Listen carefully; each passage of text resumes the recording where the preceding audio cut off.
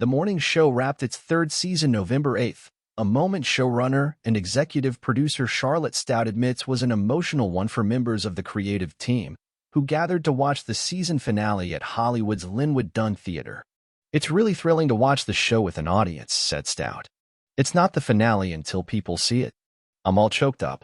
Stoudt, who boarded the Apple TV Plus drama starring Jennifer Aniston and Reese Witherspoon as anchors Alex Levy and Bradley Jackson, respectively, for its most recent season, was joined after the screening by 9 of the show's executive producers and artisans to reflect on pushing the show's characters into more vulnerable territory and the joys of working with the talented A-list actors they have at their disposal.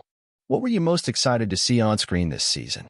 Mimi Leder, director/EP. The last few shots of the finale, where Alex and Bradley are walking into their future and speaking their truth.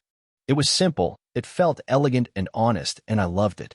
Kristen Hahn, EP. "I was most excited in the early days of our conversations, bringing in a new Alex who'd survived COVID, death, and cancel culture, and was a phoenix rising into a new self that would be less curated and more raw and vulnerable." Laura Neustadter, EP. "The scene in the hallway between Bradley and Corey, the network CEO played by Billy Crudup. I have loved watching them over the 3 seasons and watching that relationship, which I think is so singular. Seeing these two incredibly nuanced characters really be vulnerable with each other. What Reese and Billy did that day, I'll never forget watching that scene." Sophie D. Rakoff, costume designer. "Being on set that day, I was a mess. I remember walking into the elevator, pouring tears. Billy walks in, and he was completely normal. I was like, how can you not be upset in this moment?" Elmo Pons Dominic, re-recording sound mixer. "It was a lot of fun seeing the conference room scene, where Jennifer Aniston comes in and slams down the briefcase. It gives you a little bit of the power with the sound then, going completely away, which is as powerful as sound going the other direction, with launching reporters into space. I've seen the show described as a love story between Alex and Bradley. How do you maintain their deep affection for each other, especially when many might think 2 powerful women would be competitive?"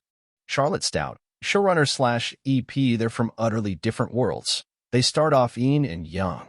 One is from nowhere in West Virginia, and one has always been in that Manhattan world.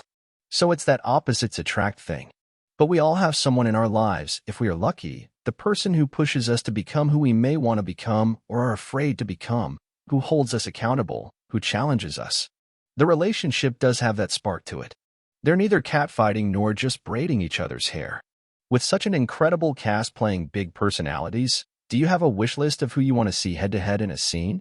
Later, when Charlotte created the tech mogul Paul Mark's character, there was only one person we went to and thought of: John Hamm. We didn't want to see anybody else. We didn't want to get a no. We wanted a win, and we got one. It was really wonderful to see that character evolve and to see this good guy/bad guy come to a center. Michael Ellenberg, EP. "To be old school and enjoy the pleasure of ongoing television, you get to see Greta Lee's character, Stella, the news division president, evolve. Greta and Billy have this amazing dynamic. Everyone sort of got jealous of Greta. Everyone wanted to see her in scenes with them. We wanted to bring forward the women of color on our show and start to tell more of their stories. We want to see more Greta Lee, if only to see her costumes. She has the coolest wardrobe. Getting to know Karen Pittman's character, Mia, a producer on the morning show, that she sleeps at the office, that this woman lives and breathes her work. But we see her attempt to have a personal life and how messy that was." Ellenberg, "I don't think we would have predicted a signature scene would be Nicole Beharie, who plays a new co-host and board member, Holland Taylor. Neustadter and Tig Notaro. There's nobody that makes me laugh like Tig, but she's so amazing in this dramatic turn. How does editing play a role in bringing out those performances?" Carol Kravitz Icanian, editor, "The more tension, the better. You take cues and rhythms from the performances, obviously. That first intuitive pass that editors do is a response to what we see on the screen and what the actors have done with the scene, and the way it's shot. Letter Carol always surprises me. In the first season finale, when Alex is coming down the elevator and Chip, Mark Duplass, is going up, she put in this incredible opera piece. It was just everything. Then we put more opera in, during the ridiculous fistfight between Mitch, Steve Carell, and Chip. This year, we did it in the spacecraft. It brings it to another level. Carol has this encyclopedic mind of music. She knows the arcs of the characters and minds those tonally from the first episode to the end. And that just goes all the way to the costumes, the colors, the palette, the lighting. It's all just one big souffle.